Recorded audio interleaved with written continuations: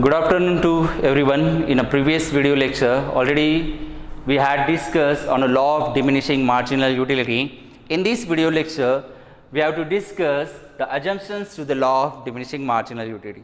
But before to start assumptions to the law of diminishing marginal utility, just revise what is actually law of diminishing marginal utility.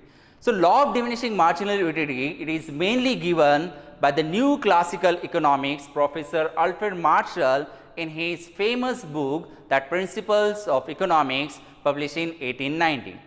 This law explains our day-to-day behavior while consuming product. Okay. This law explains our rational behavior, and basically the law of diminishing marginal utility, it was firstly given by Mr. Gaussen, and therefore this law also known as the Gaussen's first law. But however, it was explained in detail by Alfred Marshall in Principles of Economics published in 1890. So, what is actually law of diminishing marginal utility? So, diminishing means falling, and the utility, it means that already we know it's the just power of commodity, or it's the just capacity of commodity to satisfy human want. In short, it's a want satisfying power of commodity. Okay. For the better understand, we have to consider the utility means satisfaction. Okay. So, law of DMU state that with an increase in the stock of commodity consumed, its marginal utility goes on falling. Okay. What the law of DMU state? With an increase in the stock of commodity consumed, its marginal utility goes on falling. It means when consumer consumes same product again and again in a quick succession rapidly over a given period of time, then the consumption of extra additional unit, it gives less satisfaction. The consumption of extra additional unit of apple, it gives less satisfaction as compared to the first unit of apple. We can observe here that is 6. Then the consumption of one more extra additional unit of apple, that is the third unit of apple, it gives less satisfaction, that is 4 as compared to the second and the first unit of apple. So, in this schedule we can observe when consumer consumes same product, that is apple, when consumer consumes same product again and again in a quick succession rapidly over a given period of time, then the extra additional unit of commodity, it gives less satisfaction. So, it means with an increase in the stock of commodity consumed, its marginal utility goes on falling. So, as per the schedule, here also we can observe x-axis shows unit of commodity consumed and the y-axis shows total utility and marginal utility. Total utility and the marginal utility, that already we had discussed in a previous lecture. Okay. So, total utility curve and the marginal utility curve both started from the same point, that is 8, but the slope of total utility curve, it moves upward and the slope of marginal utility curve moves downward. Total utility curve moves upward till 4th unit, then it becomes horizontal and then ultimately it falls down. Then marginal utility curve slopes downward from left to right and it continuously falls down. When total utility curve is at maximum height, that time marginal utility curve intersect to the x-axis and the marginal utility is 0, that shows point of satiety. It means at the 5th unit of apple, consumer is fully satisfied, and that is point of satiety. Okay. But after the point of satiety, the total utility curve falls down and the marginal utility curve it downs below the x-axis and it shows disutility or negative utility, that's shown by the shaded area below the x-axis. Okay. In short, what is the law of diminishing marginal utility? So, law of diminishing marginal utility state that with an increase in the stock of commodity consumed, its marginal utility goes on falling. Okay. So now we have to handle the assumptions to the law of diminishing marginal utility. Assumption means what? So assumptions, it refers to the conditions which are necessary for the correctness of the law. So what I said, assumptions, it refers to the conditions which are necessary for the correctness of the law. It means for the application of law of DMU, we have to fulfill all these conditions, we have to fulfill all these assumptions. So what is the first condition? The first one is homogeneity. It means identical. So law of DMU states that when consumer consumes the same product again and again, then the extra additional unit gives less satisfaction. But this statement or this law of DMU completely based on assumptions, in that the first homogeneity, it means identical. So it is assumed that the units of commodity that consumed by the consumer, it should be homogeneous, it should be identical in respect color, then size, shape, taste, quality. There should not be change in taste of commodity that consumed by the consumer. Okay. If there is change in taste of commodity that consumed by consumer, then law of DMU, it does not work. Law of DMU states that the consumption of extra additional unit, it gives less satisfaction. But if there is change in a taste of commodity that consumed by the consumer, then the marginal utility, it may not diminish. In fact, it may be increase. So for example, there is big difference between ordinary tea and the pure Darjeeling tea. So for example, suppose if initially stage, if consumer consume ordinary tea, that time he derives 8 utils satisfaction or utility. But what I said, initially stage, if consumer consume ordinary tea and then switch over to the pure Darjeeling tea, then the marginal utility, instead of decline, it may increase. Okay. So law of DMU, it may not work if there is change in a taste of commodity. Okay.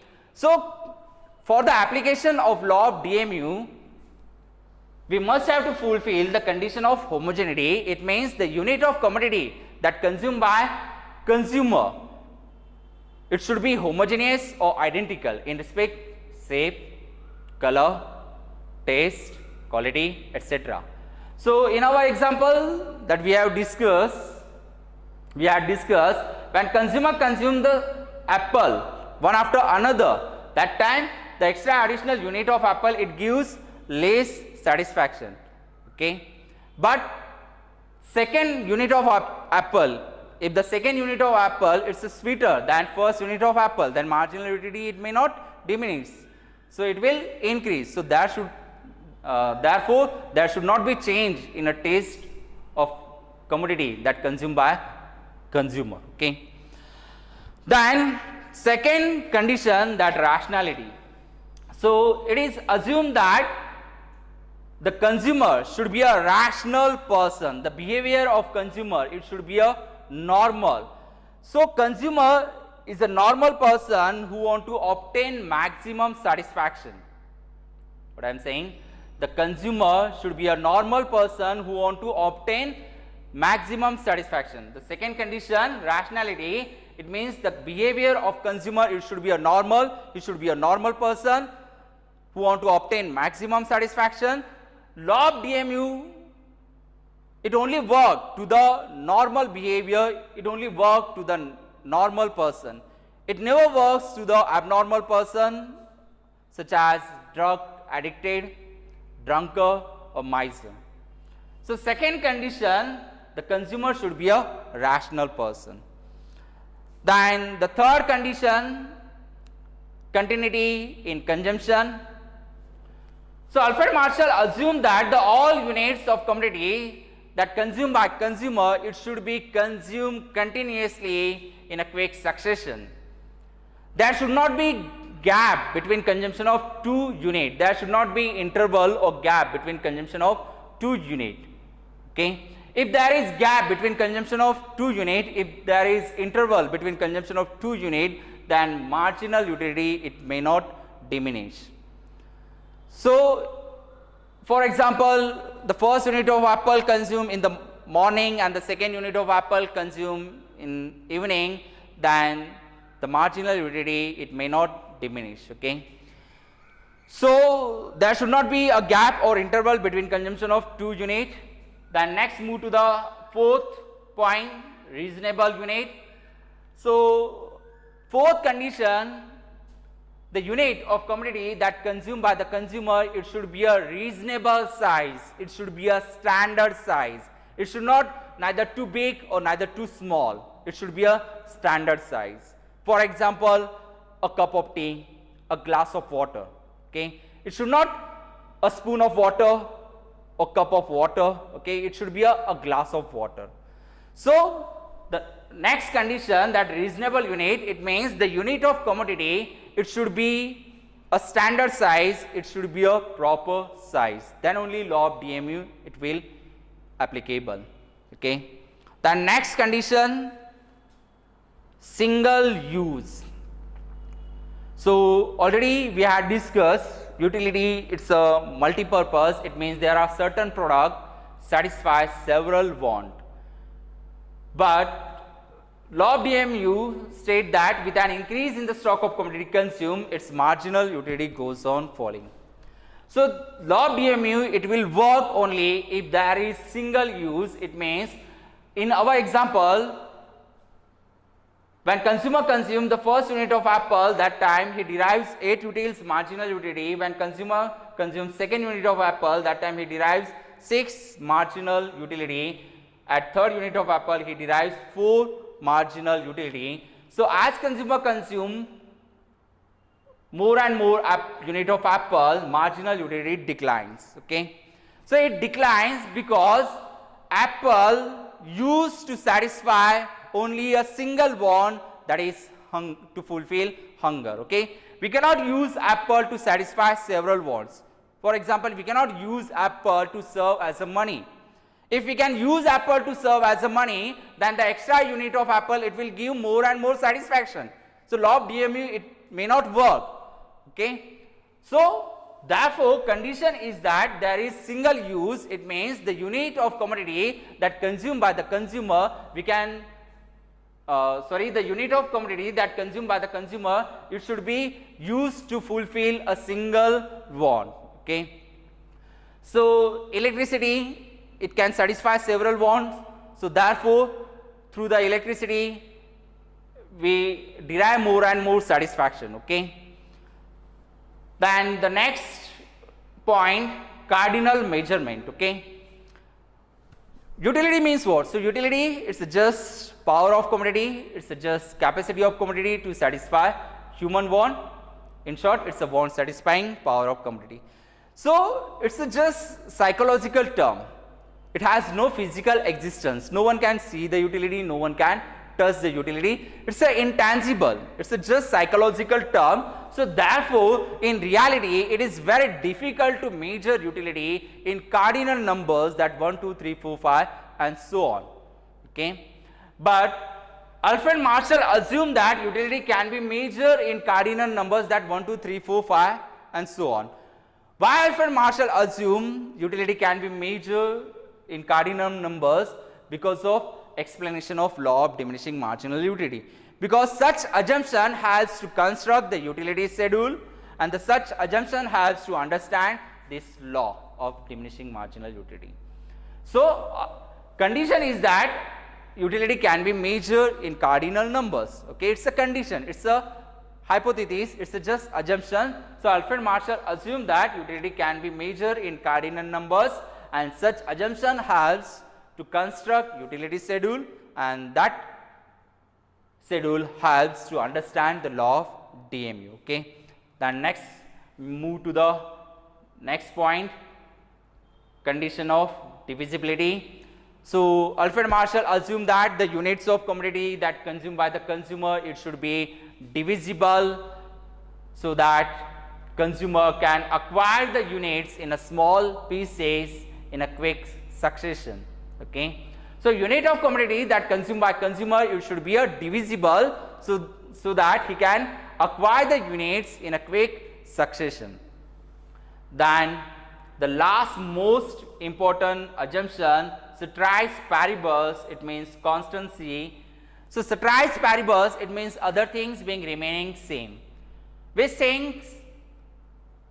Such as income, taste, habit, preference, attitude. These things should not be changed. Okay, if any change in a consumer taste, habit, preference, attitude, then law of DMU, it may not work. Law of DMU states that the additional unit of commodity, it gives less satisfaction.